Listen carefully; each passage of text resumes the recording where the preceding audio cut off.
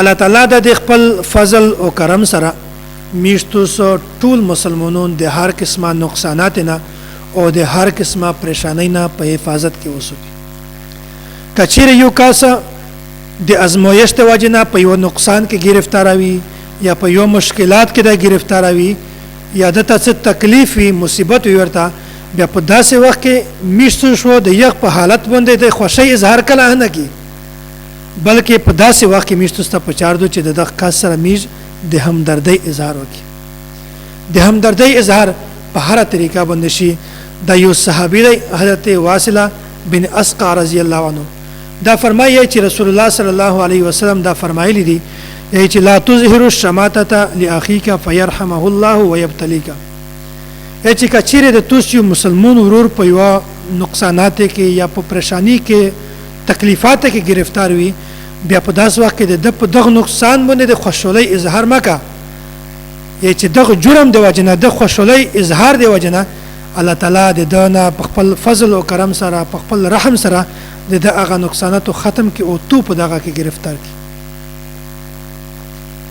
نو دغه نقصانات نه د بچ کول د پورا دا یو عجیبه نسخه ده چې څوک هم په داسې کیفیت کې په داسې حالات کې وویني په هغه وخت کې د سره د همدردی اظهار کوي د خوشحالي اظهار کلام کوي د میش په معاشره کې عجیبه خبره ده که یو سړی سره تلش کې هد دشمنات وي دشمنی دی ور سره بیا دا سړی همیشه دا سوچ کو چې زه دغه په کیمه طریقه باندې نقصان ورسوم په کیمه طریقه د څوک مړک په کیمه طریقه د زمول جایداد کور هر شی زور تباک دا سوچ همیشه د په ذهن کې وي حالانکه دا خبره بالکل غلطه ده کله یو سړی خپل دمر طاقت نه وي چې هغه یخت نقصان ورسوي بیا کچیر درام کا سه دغه نقصان ورسوي دای بیا په دونه خوشحاليږي چې شدا چې دغه نقصان ورسده شدا چې د تباشه شدا چې د مول زیاشه شدا چې دغه نقصان ورسده ځکه چې دغه سره لایق وو دغه خبره سره جوړیږي چې د نقصان ورسده دا بالکل غلطه خبره ده د خوشحالي په ځای باندې په دغه واقع د همدردی اظهار پچار دی چې میشتوس د دغه سره د همدردی اظهار وکي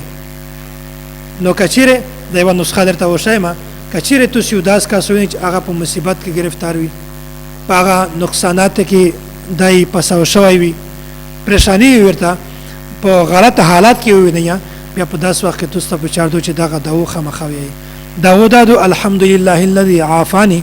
مما ابتلاك به وفضلني على كثير ممن خلق تفضيلا بيو الله تعالی تو سه دغه پریشانای نه او دغه مصیبت نه داسې تکلیفات نه الله تعالی په حفاظت کې